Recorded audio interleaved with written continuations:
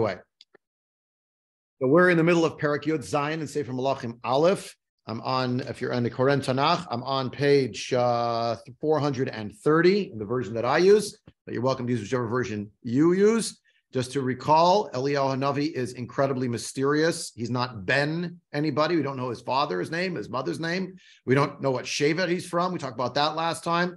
And we spent a considerable amount of time introducing Eliyahu Hanavi, a man who has no introduction, by talking about the idea that from these very psukim, as Rav Elchanan and Samet and others point out, it implies that he already had a rapport with the Kodesh Baruch Hu previously. All Nevi'im do, obviously, but more so in terms of having worked as a Navi previously. Asher amadati lefanav, I've stood before Hashem, sounds like for quite a while. We talked a little bit also about the balance between the initiative of the Navi versus the notion of the Navi as a receptacle or a transmitter of the Dvar Hashem, and like that, to try to parse some of the understandings or mysteries surrounding Eliyahu, his life and times.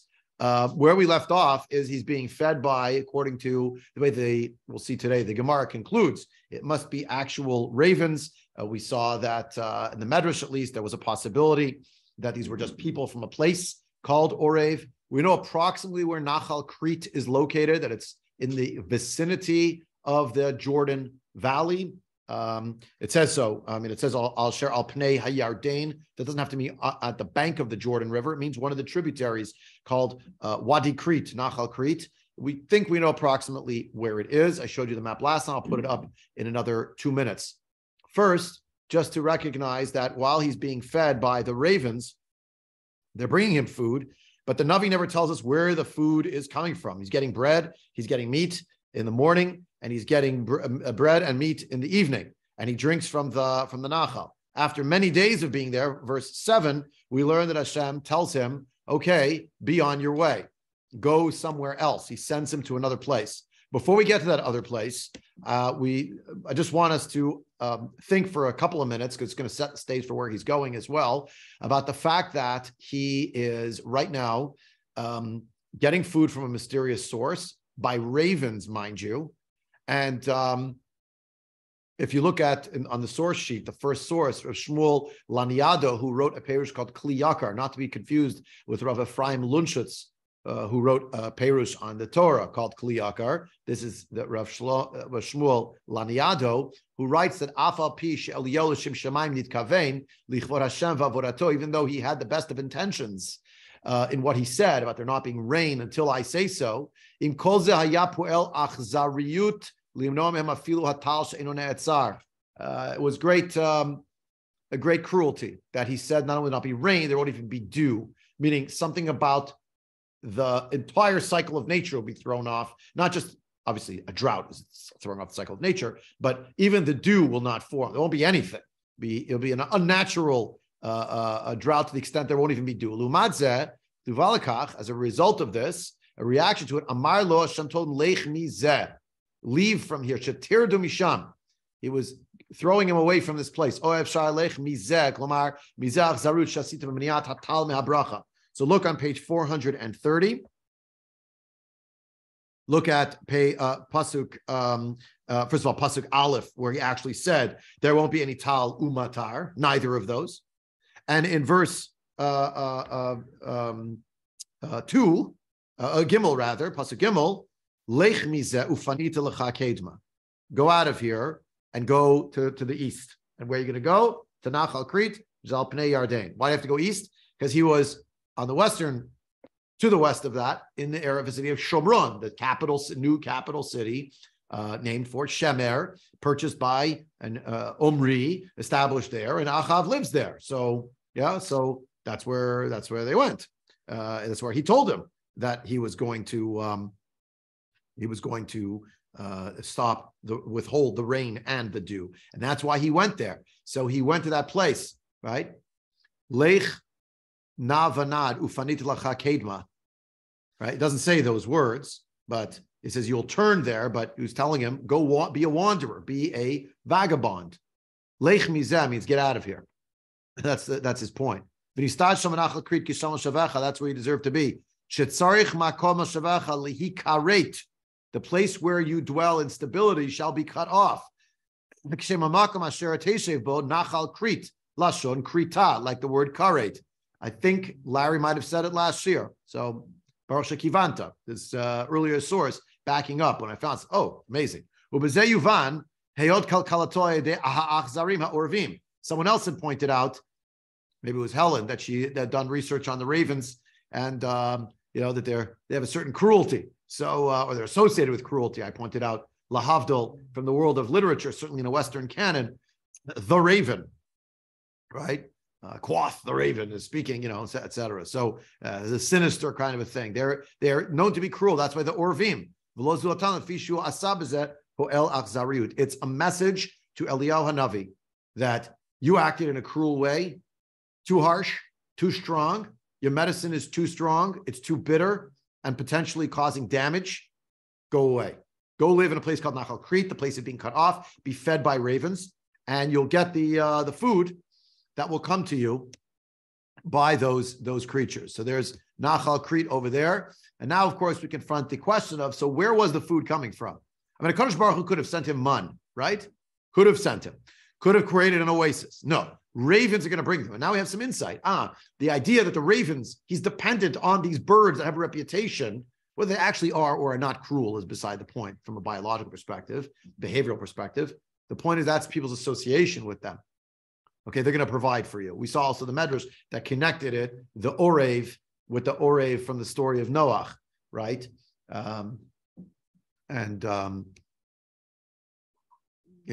Just the contrast, by the by, of the white bird and the black bird, by the way, certainly in a Western canon, that motif, the Orev goes first, not successful. The Yonah, successful.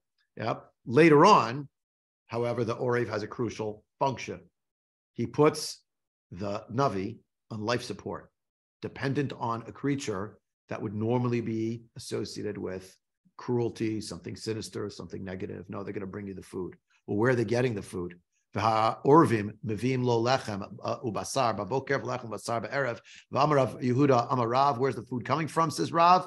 Mibei tabchei da'achav. It's coming straight from the kitchen of Achav. So says the Gemara Masechet Chulin Daf Hey. There were consequences to what Eliyahu was saying. He would also have to eat from the food that he was cursing. So he was eating from the food that came from the kitchen of Achav. This is, of course, strange on so many levels, as the Gemara will now point out. Achav is an idolater. You cannot eat from an idolater's shchita, can you? The Gemara is debating back and forth in the Gemara in Chulin whether a person who worships idols is allowed to be relied upon for their shchita, or if they're too far gone at the moment that they're still an idolater. Give me 1 minute. Someone raised their hand, but let me just finish the introduction, please. And I'm happy to take questions, comments. Just hold the thoughts. I want to finish this presentation part. So it begs an important question. How is he getting the food from the house of Achav? On an ideational level, same thing. Ravens, Nachal Crete, the table of his enemy, that's who he's eating from. He's dependent on that table. Be wary of these punishments without thought to their consequence, because you're biting the hand that feeds you, cursing the hand that feeds you, the talons that feed you. And how could he be eating from this? The Gemara actually has a debate. There's a good case to be made that even if a person was a mumar l'teyavon, that maybe for different kinds of things, not including for nevela, or maybe even for nevela, maybe you would be allowed to eat from their shechita. The Gemara seems to conclude at the end pretty definitively, no, none of this works. But it's just entertaining the thought, like if you have a religious failure in one department, does that carry forward to everything else? Does it speak something about your character? Would it depend what the sin was? I don't want to go down that road too far, but just, wow, an example that's marshaled is even he was allowed to eat from the Beit Tabchei Achav. Clearly, Achav, who's an idolater, the son of an idolater, a terrible person, with the whole culture of Baal that he brought in with Asherah and all the garbage that came from the north. So he's still eating from his table. Now, how did Rav know? So some point out he had the Ruach HaKodesh, he had a tradition. We don't really know. How did Rav know? How come it's not in any earlier source? Rav, kedai lismoch alav, yeah? But the Gemara retorts right away, not a good proof, al pi hadibur shani. It was done by the word of Hashem, that's different. That's permissible. In English, you would say it was like maybe, I'm about to challenge what I'm saying, but I'll just say it now. Maybe it's called hora'at sha'ah. It's a temporary injunction since Hashem told him, take the food the ravens bring you. So the fact that it was from Achav's table was of no moment. That's what he told him to eat. So that's what he did. We'll see shortly. Not everybody's going to agree to that idea. What is Orvim? And here the Gemara has this discussion. What are Orvim? Ravina says literally Orvim. Rav Ada Bar Menyumi says maybe there are two people whose name were Orev, and therefore they're called Orvim. Here are two psukim. The Gemara says could it be two people with the same name? Maybe it's the name of the place they came from. And they give you an example from another location in another part of the Tanakh, refers to a Na'ara, and refers to a place called Ne'oren is the name of the place. They say no. The fact that it says Orvim and not Orviim means that it must be actual ravens, as opposed to people from Orev would be Orviim. To also point out the Chasam Sofer, everyone's trying to answer all the Rishonim and the Choronim. For Mitzrim, it doesn't say Mitzrayim. It says Mitzrim, and nobody quibbles. Everyone knows that it means the place, Mitzrayim, where it has Mitzrim, not Mitzrayim, or Knaanim, and not Knaaniyim. So how come here the Gemara made recourse to Orviim, would mean a place, but Orvim means actually ravens. Okay, again, we saw in the Medrash other possibility that stays alive. Here in the Gemara, it seems to conclude, no, it definitely was ravens. That's how it goes. Okay, so before we get into the debate now between the different Rishonim trying to discuss what does this mean that he ate food from the table of Achav and how could he have done that, the Gemara says Al Pi Dibur Shani. What do those words Al Pi Dibur Shani actually mean? We'll get to that in a minute. Let me do some questions and comments. iPhone, you were first. Just unmute yourself and tell us who you are because you're mysterious. It's Larry. Hi, Larry. Yeah. You can type in your name, so we'll have it in the future. You're identified as iPhone. But all right. Happy to hear you. I get around. Okay. I don't hear you, though. Go ahead. No, you unmuted. Go ahead. Pass. Please continue. Okay. So we have Rashi, Tosfot. Let's see what they have to say. Here we go. Oh, question? Phil, go ahead. Comment, please. Here in the Ark Scroll, it says that Radak says that it was kosher food. Oh. That kept kosher even though he was an idolater. Yeah. Right. I actually didn't give you the Radak because I wanted to focus on the Gemara, but right. According to the Radak, Phil points out, he has in his footnotes there, that Radak says he kept kosher. Kept kosher. So you'll say, he's worshiping idols. What does it mean he keeps kosher? Strictly kosher home. On this side, they worship idols. How could it be the Gemara was describing you're at the Shiva house for Chiel's last child having died, and Achav is sitting there, Abing Menachem Avel, everybody's sitting, and I imagine, because it's antiquity, no one is clean shaven, so everyone's stroking their beards. In walks Eliyahu Navi, that's sitting down, and why do you think he died? Eliyahu says, what do you mean, why do I think he died? I know exactly why he died. The Navi says so, and the Navi Yeshua Ben Nun put a curse. Come on, says Achav. That's not going to happen. That's not true, right? Remember, those the whole back and forth. They're having a Shiva house. They don't believe in God. They believe in idols. Well, they also believe in God, and they also believe in something on the side, right? So same contradiction in terms, right? The Gemara did not go in that direction, by the way, because the Gemara says, well, yeah, it's true, Beit Tabchei, the Achav, but Al Pi Dibur Shani. It's different because it was from Hashem. So, like Hashem told him. Al Pi Dibur means he was told. Rashi on the Gemara, it was a temporary permission. According to Rashi, he didn't need kosher. That's what it means. Tosfot don't accept this. Tosfot don't accept. What do you mean? So, and if you're going to ask me, according to the opinion, namely Rav, that holds that he did eat from the table there. So it's not Al Pi Adibur Tikshi, the Ha'amar Rav. Rav himself, the same person who claims that Eliyahu Hanavi ate from the table of Achav, and doesn't say that it was Al Pi Adibur, meaning he thinks it's kosher, But Rav, you're the one who taught us the principle of basar shenital mina ayin aser. We have a principle in halacha that if there is unwrapped meat, meaning it's not sealed in such a way that it would be an identifiable marker, it's not cooked, it's raw meat, and it was left without any supervision by a Jew, we're worried that a non-Jew may have come in and switched the piece of meat for another piece of meat that's not kosher. So there's a whole discussion. It's true, by the way, Ada Yom Hazeh, basar shnit ale min ha'ayin, meat that was not under supervision. It's aser. L'kaman, we learned this later on in Masechet Daf Tzadi Hey. So if that's true, so even if you want to hold the meat was kosher, but basar shnit ale min ha'ayin wasn't under any supervision, the ravens are carrying it. V'yesh lomar dezeh haya yodea shaya somech al pi adibur lav mishal ovid kochavim kamaiti. So he says that we could say that he knew that he was going to be somech on al pi adibur because Hashem told him take from the ravens, that whatever was being brought to him was not actually from idolaters. It was from something else, someone else, meaning from the place of Achav. The Rabbi Krasner, he should live and be well, in his Nachlat Shimon, he quotes from, I think it's the Ramami Pano, who notes that there were righteous people who lived in the household of Achav. We'll see further along. A Navi named Ovadia is going to be his his right hand. So that's what's being alluded to. We'll see the further along, if we get to the Ritva, we'll see that inside. In the Ritva, he's going to say something along those lines as well. But,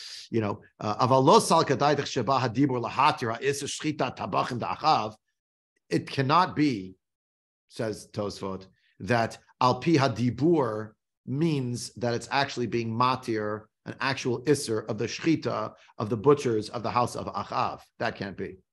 Can't be.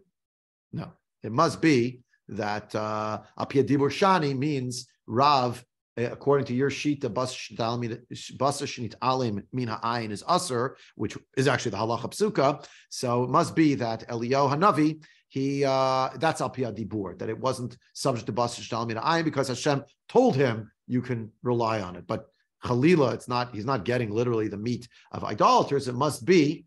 Again, I'm taking a license here in Tosfot because otherwise, what does mean? Delav mishel ovdei kochavim ovid kochavim kamaiti means it's not done by idolaters. So then, who was it done by? So I'm just grabbing from Ramami Pano, and you'll see the Ritva is going to allude to this also, that maybe Ovadia Hanavi and other Nevi'im who lived in the household.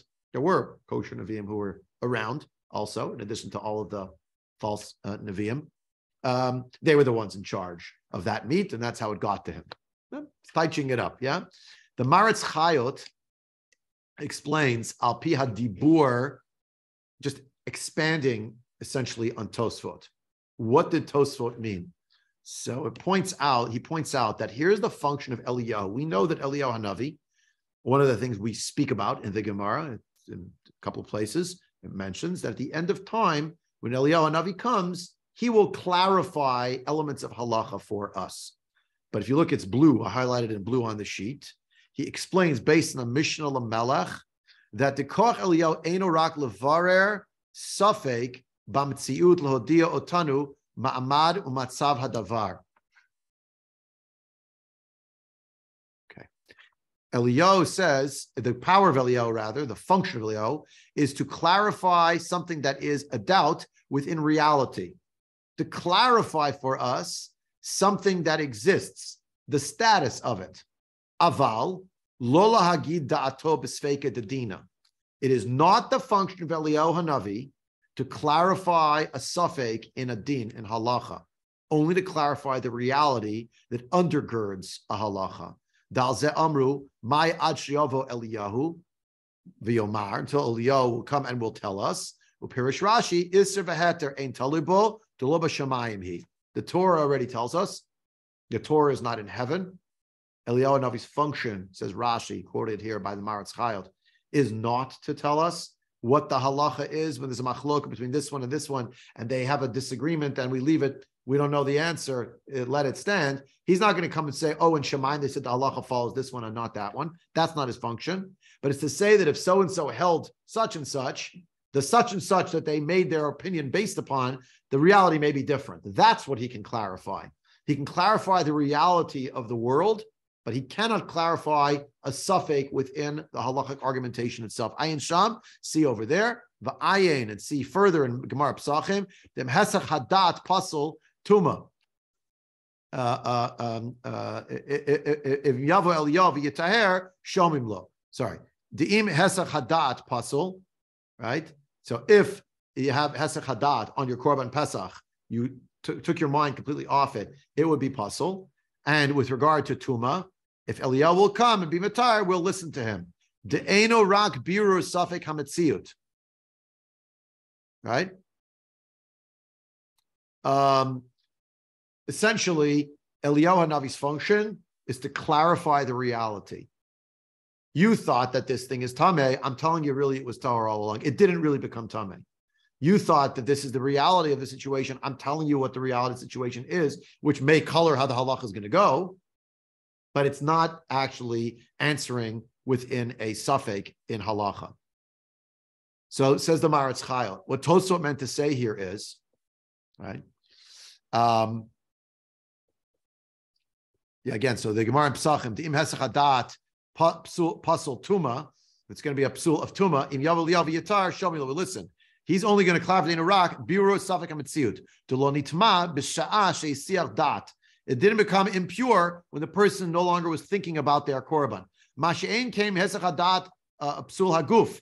The Mala he bekadshim. Psul Mavura Mitzad Atzmo. Okay, it's a whole internal thing there with the korban Pesach. Is it a Psul of Tuma? Is it a Psul Haguf? Okay, fine. So Eliyahu is not able to give us his opinion in a halacha. He's only allowed to tell us the reality. So back to this. What's the problem with bas shtal min ha'ayim? The question is, was this meat that is coming by the ravens transferred over to meat that's not kosher to non-kosher meat? So for that, mo'il koach hanavu alavar mashe. That the Navi can say, no, it was not. I have a communication from Hashem that it was not changed over something else. But when it comes to the question of a mumar lavodah zara, meaning someone who worships idols with that which is an avela when they shecht, even if they shechted properly, the Navi can't come. Eliyahu Navi couldn't say, well, it was the halacha really is that I think that this person who is a mumar la'avodah zara, meaning they worship idols, and I know the halacha is a person who worships idols, their shechita is no good. The Navi will come and say, they did the shechita correctly, so we can accept the shechita. That would not be acceptable. Because it's not, the din stands apart from the reality of whether they did it correctly or not. Our issue with someone who's a mumar la'avodah zara doing shechita is not that they're going to do it wrong. It's that there's a halacha that they're not acceptable to do shechita. So if he'll come and try to tell us the var, the reality, to clarify the reality, oh no, there was a proper shechita, doesn't matter. Yeah. And therefore it says in the Gemara here, al pi hadibur shiny. It's different. That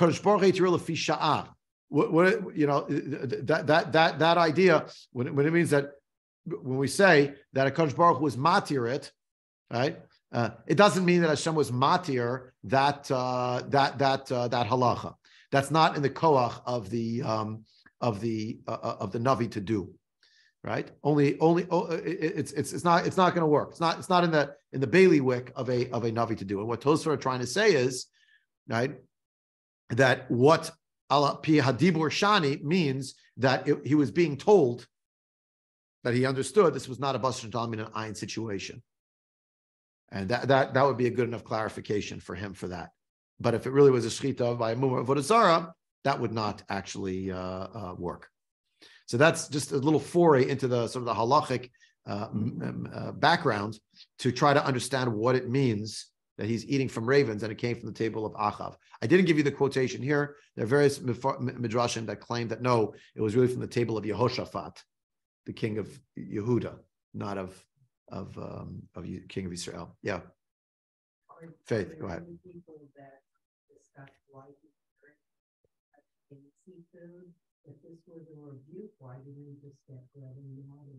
It's a good question. Don't forget, he got the food in order to no longer get the food. Rabbi, can you No, repeat no, it? the question, Faith's question is why do you get such fancy food? Why did the ravens bring him like a choice fatty food? Why don't they just bring him like bread and water? I mean, he had the water, just bring him the bread. Why do you have to get the meat also?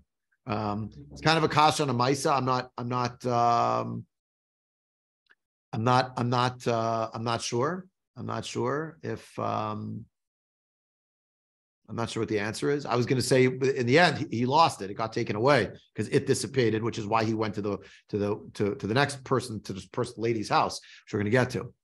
So I'm not entirely sure. By the way, I just want to clarify one thing that I said, from the Maratz Chayot. The last line of the Maratz Chayot is in fact, unlike Tosfot, that in fact Hashem told him that he was allowed to, the way the Gemara answers, al pi hadibur shani, means that Hashem specifically told him, even though the deen really is otherwise, I'm telling you that you're allowed to eat this meat, even though al pi din, the mumar to avodah zarah is aser. So I didn't clarify that part.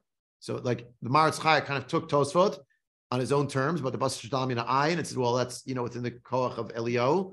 But what's not in the koach of Elio is to be mati or something else, which is the heter about eating food that was shechted by a mumar lavod zara. So he took Rashi also, and he brought Rashi back, and he basically said, yeah. So Maratz Chayot holds yes. Mishani, that's why it says in the Torah, in the Gemara rather, al piaduber shani, because Hashem told him that he could do this. But if Hashem had not told him, on his own recognizance as a Navi, he could paskin on the Masjid Ayin case, but he couldn't paskin on being matir for himself the nevela, the shchita of a mumar lavod zarah. That would be a nevela. Okay, the Ritva. I don't spend so much more time. Let's get to the next thing. But the Ritva asks in the middle, I'm on the third line toward the end, where it just says V'od lama yatir lo HaKadosh Baruch Hu iser shelo l'tzorech. What was the point of Hashem giving him a permission, a license to eat something forbidden? Couldn't he give him something permissible? Couldn't he find him Omi Ovadia, Omi Shivata Alafim, or from the 7,000 righteous people? We'll come to that another time. The Kach Nira Lefarish. Therefore, we have to explain to me. Karanami Havisal Kodai Kialpia Kodesh Baruch Hu Achalo. Shevticho Shiavio Yavio Lo Haorvim Min Makom Karov Min Tabche Da'achav Leachush. Le'orvim d'maiti l'ma'alma. So therefore, it seems to me to explain that indeed that it was through the mouth of HaKadosh Baruch Hu that he was eating, by the say-so of Hashem, who promised him that the ravens would be bringing him from somewhere close by, from the butchers of Achav, meaning don't think that the ravens are coming from some other place. Yeah, Ushmamina, we learned from this the Tabche Achav Kulo Hatera Uchla Rav Anan. That this opinion follows Rav Anan, that really the tabachim of Achav must have been kosher tabachim, even though Achav himself was over avodah zara, but they weren't. They weren't. The low, because if not, because if not, then even he should have been worried about the rove, that most of the people there were no good. Because Ovadia and his friends are the minority. The Kol Parish Merua Parish, we have a principle in halacha, anything that leaves from the majority, we assume is from the majority. So you have 8 pieces of meat, you pick out 1 piece of meat, and you know that 6 of those are not kosher, 2 are kosher. You pick up a piece of meat, how do you know whether it's kosher or not kosher? Kol Parish Merua Parish, you assume it but from the majority, which is not kosher. Yeah. Uparkinan, we answered Al Pia Dibur Shani. What Hashem was telling Elio, I'm bringing you these by the ravens. It means the ravens are choosing the ones that are mutter and not the ones that are usher. And therefore, the principle of Kol Parish Merua Parish was not operative when it came to Leo Navi, and it must be that Hashem was bringing him the basar of Heter, not basar of Isser. Full stop. Yeah, and whether the tabche de be'achav means literally these are the people who worship idols. No, it means these are not the ones who worship idols. It's the good ones. And that's what it means, al pia dibur, not that he had a heter. Rashi thinks he had a heter to eat non-kosher. Right? Tosfot, no way. Maratz Chayot, maybe. The Chidush Ritva, no. Yeah. So they're going back and forth within this idea to understand it. But on the level of the Navi, just on the level of what's going on here, level of Pshat, just says ravens, doesn't say where they're coming from. On the level of Medrash, just understand why is that even Ahav Amina? They could bring from the table of Achav. My dear friend Elio, you're also dependent on his table. So be careful what you say. Shelly, had your hand up. Please go ahead. If the table of Achav is no good because he's an idolater, how can Eliyahu eat something brought to him by a non-kosher bird? Exactly. Point well taken. Right. And the answer is, Al Piyadi Burshani. It was all from Hashem. Hashem told him the ravens are going to bring it to you. So you have to trust it. Well, what did Hashem mean by it? Everything has got a hidden meaning. That's what we've been talking about the last class and a half. What do you mean? That's what Hashem meant by it. Ravens associated with cruelty, according to the Kli Yakar of Shmuel Laniado. So that's who's going to feed you. It's a little hint. The raven that's left over from the time of Noah. It has a purpose in the world that is in a world that is not very wet, but is very dry. He's coming to save. Right. Remember, we talked about this. And then this class, we're talking about the fact that the ravens were bringing him the bread. The Gemara says, Davka, the bread came from the table of none other than Achav himself. Don't bite the hand that feeds you. The enemy was feeding him unwittingly. Helen, go ahead, please. Okay, you mentioned last week that the ravens had a special suspended mission for later on. Right. And perhaps the same mitzvah, whatever they did do in this case, is all kosher and correct because this is the mitzvah that they were waiting for. Fine. Okay. Yeah, I'm not blaming the ravens. They're ravens, for heaven's sake. It's, they're right. Hashem. They're the emissaries of Hashem. Hashem has many different emissaries that he could use to get his point across. Yeah. If you look with me at the next line of the Navi, you see that actually we get to the next phase, which is itself a very, very strange, phase. Verse 8. Note, this is the first time we have on record in the Navi that Hashem spoke to the Navi. We talked about that last time. Hashem didn't actually tell Eliyahu that we know of, so we could answer, no, Hashem told him, we just didn't hear it. Or maybe Eliyahu was taking some kind of initiative or some kind of license, and maybe he overstepped, maybe not. We talked about that, right? The keys to rain. We're going to come back to that in a few minutes. But look with me at these psukim. Hashem speaks to him. What does he say? Kum lech tzorfata asher letzidon v'yashavta sham hinei tziviti sham isha almana lechal kelecha. I want you to go to Tzorfat. This has nothing to do with France in Europe. There is no France, right? There's nothing to do. Not related. Go to a place called Tzorfat, which is in Sidon, and live there. And I've commanded a woman who is a widow to sustain you. Vayakom vayelech Tzorfata, vayavo el petach ha'ir. V'hinei sham, at the entranceway to the city, v'hinei sham isha almana mekosheshet eitzin. She's gathering sticks. Vayikra eleha, vayomar, he calls out to her and he says, China li ma'at mayim bakli ve'eshteh. Give me some water in a vessel and I will drink. Vatelech lakachat, vayikra eleha vayomar. She takes it to go get the water and he calls out to her and he says, Lichina li pat lechem biyadech. He asks now for bread that is in her hand. She doesn't actually have bread in her hand. She's gathering sticks. So in your hand means that you have at home or something. Vatomer, Chai Hashem Elokecha, by the life of Hashem your God, Im Yeshli Ma'og, I have nothing to show for. Ki im melo kaf kemach bakad, I have a handful of flour left in the pitcher. Ume'at shem batzapachat, the cruise has a little bit of oil. Looking for two little sticks to rub together. Yeah. Uvati va'asitiu li v'lifni v'achalanu v'matnu. I'm looking for a little bit of wood, presumably to make a little fire for my oven. We're going to make a little bit of bread for me and for my son. We're going to eat it. We're going to die. Vayomer Eliyahu al tir'i. Don't be afraid, sister. Boy asichi dvarech, ach asili misham ugak tanav arishona ve'otzetli v'lach v'livnech ta'asi ba'acharona.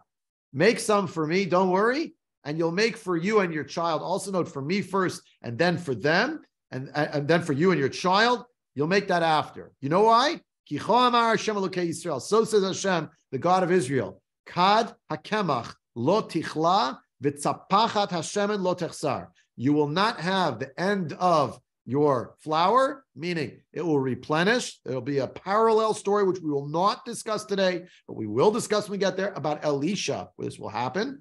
But this is now the Elio edition. This whole thing, of course, reminds us of a holiday, not Purim, another holiday, right? The cruise of oil, you won't be lacking any oil from it.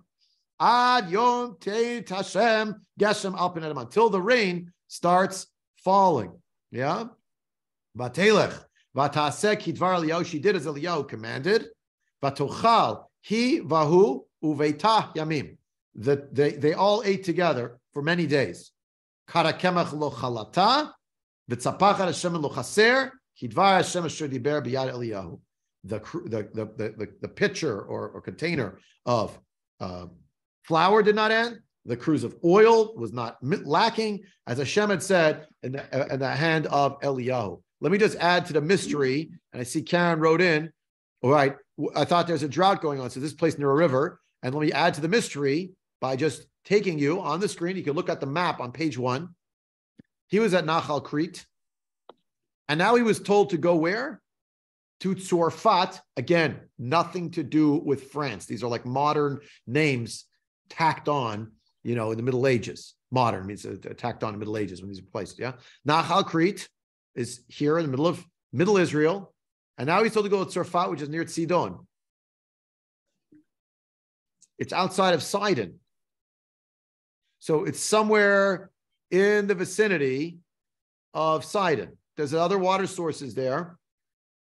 Look how many kilometers he sent to travel to go live with what we think is probably a non-Jewish woman. We're not even sure if she's Jewish or not. It's not clear. The Mefarshim debate, is she Jewish or not? I mean, look where she's living. And when he gets there, he's asking her for a little bit of water. At a time of drought, it doesn't have to mean there's literally not a drop of water. It means there's not enough water, right? So he tells her, I want a little water. But a little water means a lot when there's very little to go around.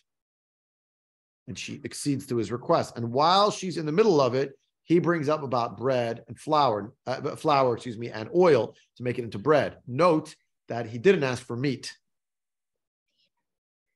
And that might be related also to something connected to the world of kashrut, you could say. Not clear. He's a vegetarian here. He doesn't eat meat, right?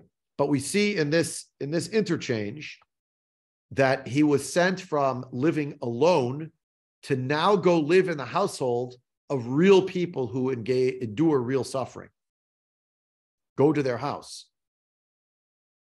Take care of one woman and her son. And when he arrives, she's at the end of her rope. Because shashet eitzim means she's just trying to find some twigs to put together. And she's telling him that actually she doesn't have enough even for herself. And there's an element of morbidity in her language in verse 12, Pasuk Yud Bet, right? V'achalnuhu v'matnu. We'll eat and we'll die because there's nothing left. We're scraping the bottom of the barrel. So as Karen pointed out, I thought it's a drought. There's no water. Then there's zero water. There's almost zero water. So someone asks you for a little bit of water. It's like, I can't spare that. Well, I'm asking you to. It's interesting also that Hashem told Eliyahu to go to this place, to go live with this woman, right? And Hashem tells him, I commanded this woman to take care of you, to sustain you. Pasuk Tet. Yet when he gets there, the woman does not know he's coming, right? And the woman does not seem to know that she had any communication from Hashem. So how does that add up? Unless... Oh, sorry. Oh, yeah. Karen, you want to say something? Go ahead. Just a humorous little aside. In the art scroll, it says that she says, I have not so much as a cookie. And I'm thinking in my house, the cookie would be the first thing to go, not the last thing to go. So excellent. Well, ma'og, because an uga is a cake, but milashon, like mi'agel, like choni amagel, it's a circle. Ma'og, there's like a little nothing. I got nothing left, Shelley, you want to say something? Go ahead, please add. Thank you for that, Karen. Okay, if he's going close to Sidon, Sidon is where Yisrael's father is ruling. Her people are from there. Right, but I can't figure out why would this widow not be Jewish? Because you would think that to make his miracle be more apparent to everybody, there wouldn't be a drought in a non-Jewish nation. The drought would, just like there wouldn't be the drought in Yehuda, the drought is going to be centralized in Yisrael and the 10 tribes, so that people can think that this is God's mad at us. We've done something wrong. We've got to do teshuvah.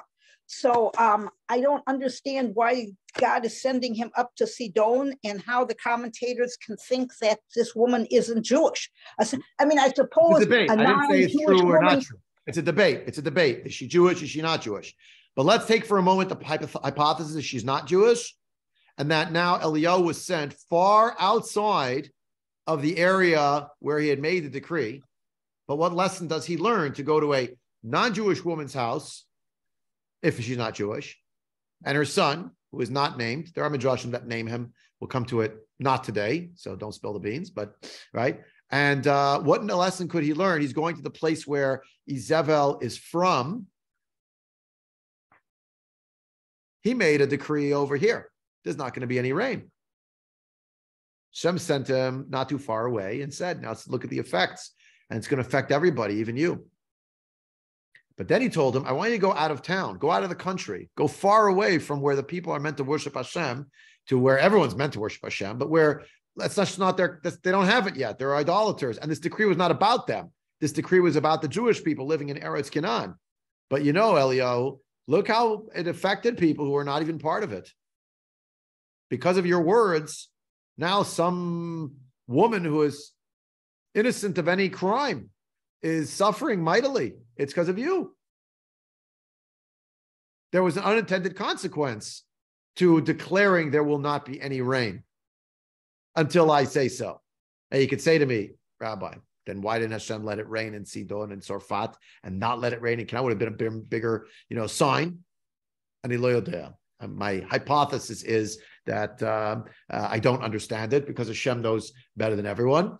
And alongside it, the possibility that there has to be some element, shall we say, of plausible deniability so that the people can make a fair choice of their own volition. And that choice is going to be, wow, the reason why there isn't rain is not because it so happens the weather patterns aren't working out, but actually it's from Hashem. And knowing that in Sidon, in the area of Sorfat, in the vicinity of Sidon, of Sidon, they're also suffering. Some people would say, well, you see, they're all suffering in Sidon, so it's not about us. But Eliyahu's whole point was, no, it is about you.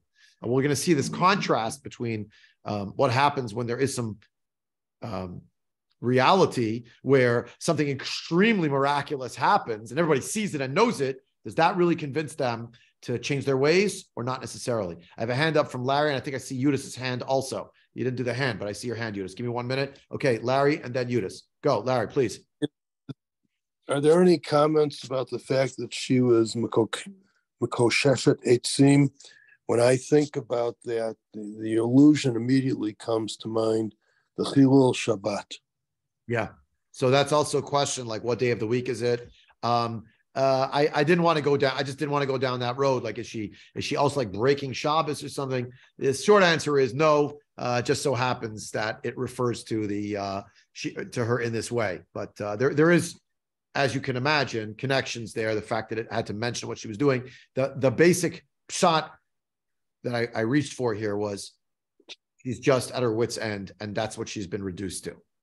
It also could show her extreme poverty. That's what I mean. She's extremely poor. She's at her wit's end. What does she have left? She has to personally go and try to get a little bit of wood together in order to stay alive. And she explained, and that's what explains why she's outside of the town at that time. Yeah. And the same, and the parallels, I thought you were going to say also the parallel. Here is a woman out of town, and someone is an emissary of Hashem that arrives and says, I want a drink, right? So Rashi here quotes that idea that it's a parallel to that story, that she's Mekoseshet Eitzim, means she's out of town for the purpose of being available to receive him. Yeah, she didn't live there; she was just there.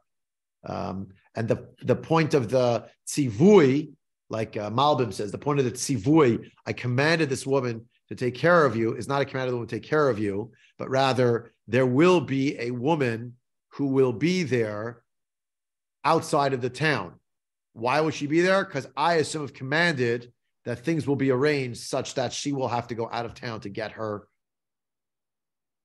firewood. Therefore, she'll be there. That's the tziviti sham. I mean, I commanded her to sustain you. I commanded that there be there a woman, comma. She will be the one to sustain you. Follow? And we get a sense that she is, by the way, righteous. No? She's willing to help him. She doesn't know who he is. He's a stranger at a time of drought. She agrees to bring the water before she knows that it's Eliyahu Hanavi. Then he asks for cake, and she says, I was actually going to take this in order to bake it for our last meal. And then Eliyahu Hanavi says, well, I'll give you a bracha. You'll never be missing that. Yeah? Just something to think about. Yudis, please go ahead. She says, Hashem, your God. She doesn't say my God. She doesn't say our God. She says your God. I think that's where it first comes from. That's a great point. Yeah, the fact that she refers to Hashem, your God, and not her God, Hashem Elokeinu. Yeah. On the other hand, she does know, talking to him, Chai Hashem Elokecha, she knows that it's his God. So she has some inkling that he's a well-known person. She doesn't call him by name, but there's some recognition. So worthy of our consideration, right? Certainly worthy of our consideration, but it's up in the air. What is her religious status? Has bearing on a halachic debate that is coming shortly in the next section of the of what we're going to hopefully see today about who she was and what was going on. As he tells her, don't worry, it's going to be fine, right? And he gives her this plentiful bracha from Hashem that she'll be able to have all the food that she needs.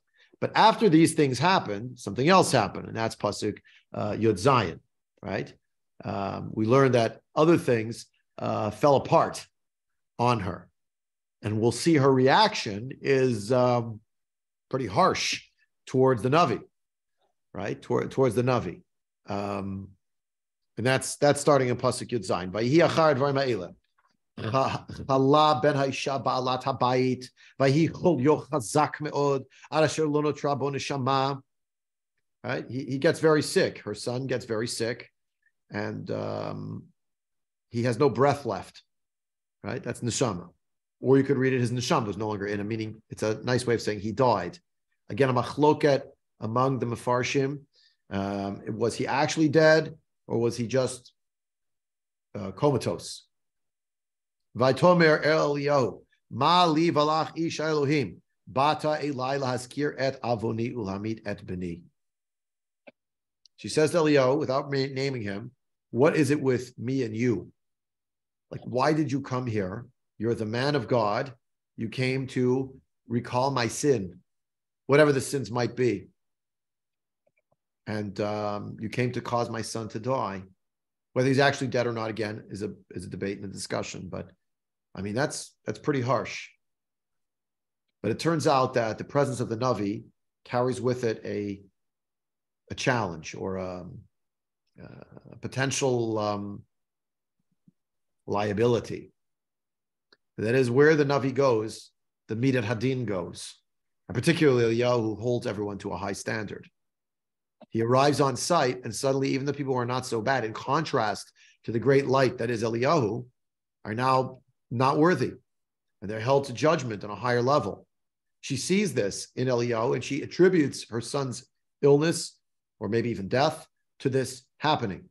Before anyone interrupts me and starts bringing up Elisha, please don't. It's anachronistic. Elisha's not in the picture yet. When we get to Elisha, everyone will say, oh, and remember with Isha Tzvatit, because we're going to see that Elisha is very much the Pishnayim, the right? He's the secondary, the doubling of what happens with Eliyahu. I'm aware. I just don't want to go off topic to Melachim Bet because we're not up to that yet. But in Melachim Alef, with this Isha Tzorfatit, what does he say? He brings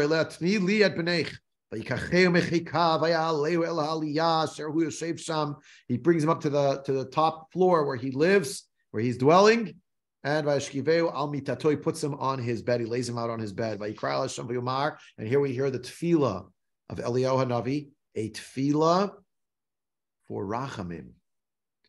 Hagam al ha'almana asher ani mitgorer ima hare'ot lehamidat bina.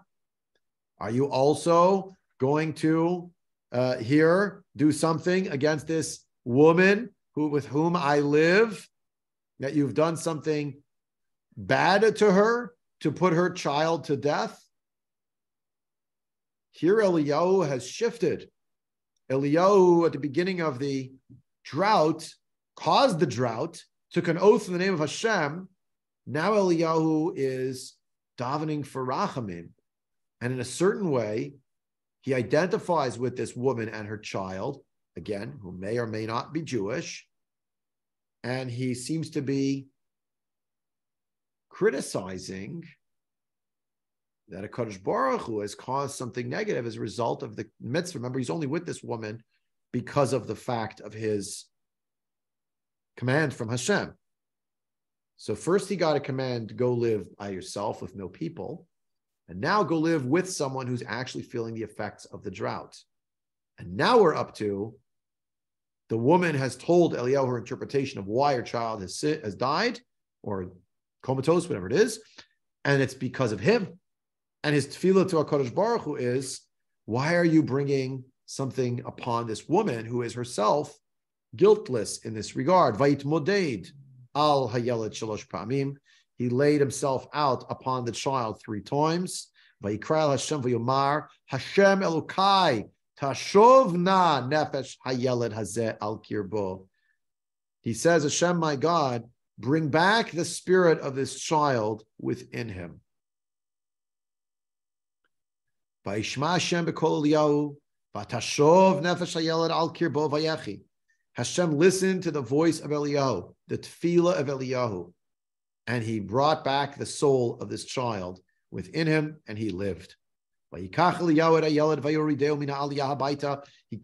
the child, comes down from the upper level of the house. Gave it to his mother. Gave him to his mother.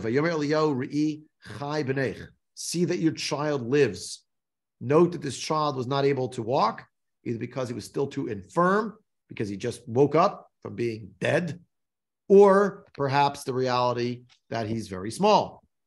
See that your child lives.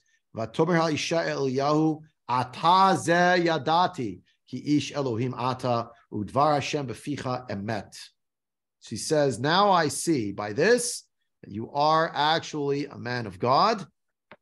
Didn't she know that before? It says she knew that before, right before. It says so, right? Doesn't it say in Pasuk Yud Chet? Yeah. I see you're a man of God, and the word of Hashem is in your mouth, and it is truth. And that's a baffling story. That's a baffling story. Shelley, before I take a question or comment, we will not get now to this point, but obviously there are parallels here. But if I told you there was a medrash that claims that this little boy, his name is Yonah ben Amitai, would a lot of things fall into place? Yonah ben Amitai, another person who was sent to be among the non-Jewish people, to bring a nevuah, to mete out justice, to have the possibility of tshuva, who had to be is also on a certain learning curve, quotation marks, air quotes, who also has something good that comes about, and that in the end is taken away from him. The kikayon arrives, taken away, who also has something about life and death that goes about him. Ben Amitai it might have been a person called Amitai, but Ben Amitai Milashon Emet, truth, a passion for truth. And this is the boy that's revived by Eliyahu Hanavi, a person who's all about truth and Emet and Din. Comes Yonah, Emet, and Din, and also there, right, learning. Now, the story of Yonah we read another time of the year, but contemporaneous to this time period. If he's really born now, and the story with Ashur is not too long from now, and Yonah grows up, and he's in the Beit HaMikdash, that's where he gets the Nevuah, and that's where he tries to run away to Tarshish, and that's where he ends up in the belly of the fish, and then he goes spat out, and then he goes to, right, he goes to, so there's a lot that's going on here, and here this interaction with this woman, obviously the story is in the Navi for a reason, tell us something, right? Shelley, you have a question or comment? I want to see some more sources after that. Go ahead. Where are you? Yeah, well, first of all, I thought it was the boy that Alicia saves that was, no, it's this one? Okay. So my other comment is we start this business with Eliyahu because of the guy that rebuilds Yericho and his son is dying. Yeah. So there's got to be a connection that okay. I don't know what it is, that there's a woman who may or may not be Jewish who cares so much about her son, where these rich guys don't care about the children. Right. Or is it that Eliyahu was so dismissive of the death of his children, even if the guy did the wrong thing, that he has to be taught a lesson? I don't know. I don't know that Eliyahu was dismissive. Wait a second. I'm going to accept everything except that last sentence. I didn't ever hear that Eliyahu was dismissive of the loss of these children. He simply was asked and answered. The reason why this happened is fairly obvious. It says so in Sefer Yeshua, and Achav and his minions basically mocked him and said, well, the curse of Moshe never happened. You know, quid pro quo. If you're going to misbehave, there won't be rain. That didn't happen. Look, we have a great economy. So then Eliyahu said no. So now comes the drought. That's all. Okay. But everything else, I think that's a great point. Again, on the level of Pshat, Eliyahu Navi has nothing to do with Chiel. On the level of Pshat, he never met Chiel. Doesn't say that. Just says the story about Chiel. And then right after that, Eliyahu has this declaration. The Gemara connected, well, what's going on in the backstory about how they know each other? Answers from the Shiva house, if you will. It emerged from that story. Yeah. But you're quite right. Even at the level of Pshat, you have the death of Chiel's children, and you have this person dying. But now, Eliyahu, you could say, Eliyahu, no, don't let it happen. So, Amar Rabbi Yochanan, the Gemara Masechet Tanit on page 2a, right? The first page of it, bottom of page 2 in our sources here. There are 3 keys that were not given over to an emissary. What are those 3? The key of rain, the key of pregnancy, the key of resuscitation of the dead. Hashem is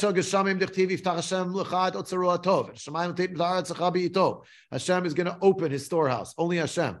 Maftech shel chaya of pregnancy minayin dechtiva yiskor Elokim et Rachel vayishma eleha Elokim vayiftach et Rachma. Hashem heard, he opened her womb. Maftech shel tchira meid minayin dechtiva yidat gevni Hashem bepitchi et kvurotechem. When I open your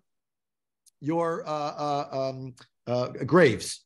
But Ma'arava Amrei, in the world of the West, i.e., in the land of Israel, they would say, Af maftech parnasa. There's also a key of parnasa. The chtiv potech et yadecha. Shem, you open your hand. Umasbil chayret sona for parnasa also. A 4th key, only in the hands of Hashem. Rabbi Yochanan, my time eloka achashiv laha. Why didn't Rabbi Yochanan think there was a 4th key? Because he says Geshamim Hainu Parnasa, since the base of the economy is always guided by rainfall in an agrarian society, even in our society, the rainfall leads to crops, leads to food, leads to all the other aspects of society being able to work. So he thinks that the 2 are conflated. 3 keys: Geshamim, Chaya, and Tchiyat HaMeitim. Those 3 keys, says the Gemara Masechet Tanit, are not given over to a shaliach.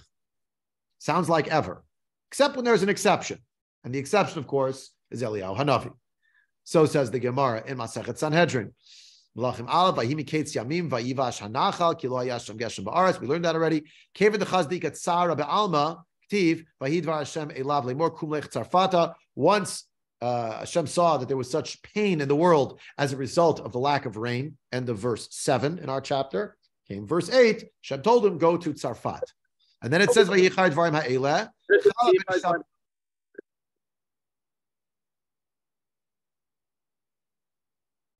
Then it says he went to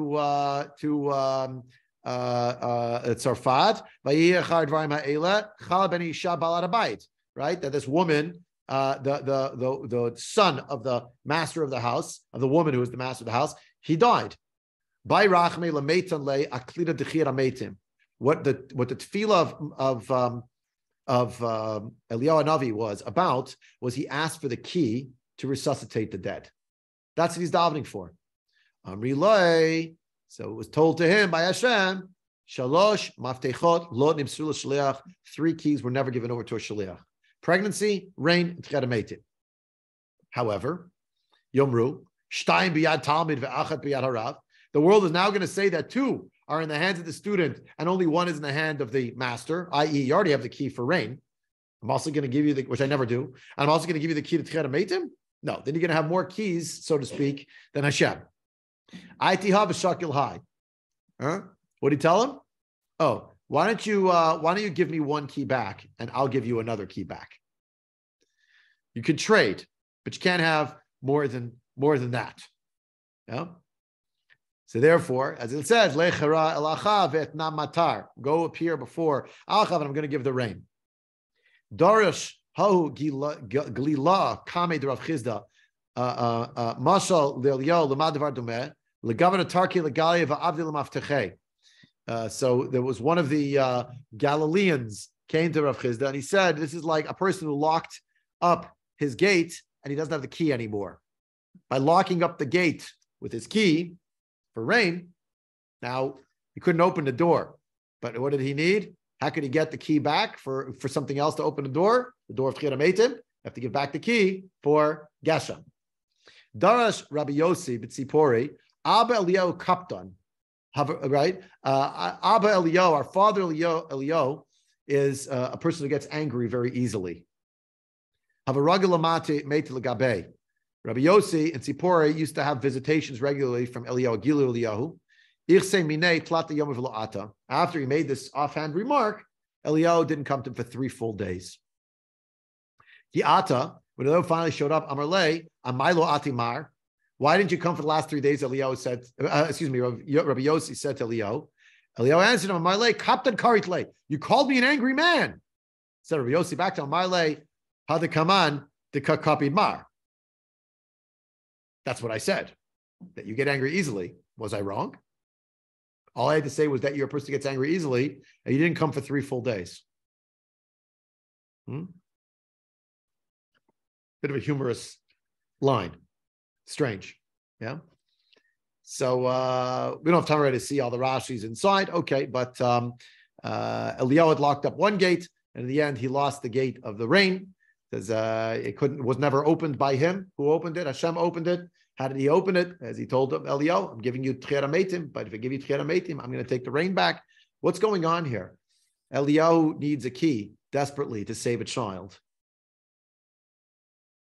In order to do so, he's going to have to relinquish his hold on the rain. He's going to have to allow the decree that he had made to be rescinded. Rabbi Yossi, who's on a very high level, recognizes Abba Eliyahu. Rashi writes, Chabibi Ugedoli. He's my beloved and he's great. He's literally his father. Abba Eliyahu is like an honorific, but he's a kaptan. Shekas alachav amar Chai Hashem im yihashanim ha'ela talumatar. It's not gonna by the life of God there won't be any dew and there won't be any rain. And then the point is that Rabbi Yossi doesn't get the Eliyahu for saying something negative about Eliyahu, because Eliyahu, from the first to the last, his general demeanor was in fact to sue for justice. But there were exceptions. There could be what could you say? An impression that something made on him that momentarily it was lightened, if you will, and that's what we have here with the tal, with the dew. The Gemara in Tani Dav Gimel. My Tamar Rabbi Chanina Levisha Ein Netzar. The tal never stops. Vital Minal Meyatzar on page 3 for those who are in person. Yeah. What does it mean that the dew never stops? It says that Eliyahu announced that there won't be any tal umatar unless I say so, and yet later on, the Navi says, go show yourself, the next verses, go show yourself to Achab, and I'm going to bring rain on the land. What about the Tal? Bilu Tal lo ka'amar. They didn't say anything about the Tal. My tama, mishum t'lo me'atzar, because it never actually did stop. That part Hashem didn't listen to. So why did he mention it in the oath altogether? There won't even be the tal of bracha. The tal de bracha, right? So then, if that's true, has it also been restored? It was. The tal kept going, but now it's a tal of bracha that was restored, but it's not mentioned. You know why? Milta. It's not actually going to be something that will be so obvious. This little excursus at the bottom here, this little endpoint about the tal. Sorry, I switched off the screen. The little piece about the tal at the end is also a certain lesson for us. We daven on Pesach for the tal of bracha. If you look carefully at the language there, actually there refers to the idea of tchiyat hametim associated with the tal. So say the later Nevi'im, that tal is mechaya hametim, right? That it'll be subtle like dew. As the dew falls, just kind of appears from nowhere, so too does life exist within a person. We're not even aware of it sometimes. The person's chiyut, their life force. This child was in a crisis. Eliyahu Navi brought him back. He got the key of tchiyat hametim. But in order to get that key, he had to part with another key, the key of Geshem. And in a certain way, the rebuke, in quotation marks, doesn't come from the mouth of Hashem, but it comes from the mouth of the woman. Remember what happens when the Kikayon dies and Yonah is very upset? You have so much mercy for a tree that was here yesterday and is gone tomorrow. You had nothing to do with making it. But what about all the people and all the animals who live in Nineveh? That's sort of the expression of this woman, I believe, at the end here. When she says, Ata zeyadati ki ish Elokim ata, I see now that you are a man of God. Ish Elokim b'mirat hadin, sue for justice. Udvar Hashem b'ficha emet, and the word of Hashem is in your mouth of truth. And that is to say that the wrong was righted. This child is back alive. But there's here a subtle point to Eliyahu, like when this child, when you realize that he was near death, you didn't really want him to die. You davened for him, for Rachamei Shemayim. When is the time going to come for the Rachamei Shemayim for among the people who are doing wrong? You're going to say, but we don't want them all to die. And therefore, the next psukim, which we're not going to be able to learn today beyond, the first pasuk, Vayhi Yamim Rabim. Many days had passed. Udvar Hashem haya Eliyahu b'shana shlishit lemor, in the third year of the drought, saying, Lech heira'eh el achav ve'tna matar al pnei ha'adama. I want you to appear to Achav, and I'm going to bring back the rain. And of course, the whole story that we're going to read next, we learn about Eliyahu on Har HaKarmel, is very much going to be about the reality of they're doing wrong, but can they still be worthy of getting a pass in some way? Or is there some way to educate them without it actually having to be on pain of death? Can there be such a thing? So that's for the next time we learn. But for now, we will not, again, just to remind you, we're not learning the next 2 Thursdays. I will give a special Megillat Esther shir on the Sunday, I guess it's the 5th of March, which is 2 days, there's Yud Bet Adar, mark your calendar, and Sunday morning. Everyone is cordially invited. It'll probably be at about, I'm gathering either 10 or 10:15 in the morning. I think Rabbi Brand has a shir until 10. So we'll say it will start at 10 o'clock for that shir. So come one and all and join me for that. Thanks for coming today. I wish you a great day. And Monday, the next 2 Mondays and continuing, we will continue with the Chumash class until just a few more weeks of that. Okay, Adkan for today. Have a great day.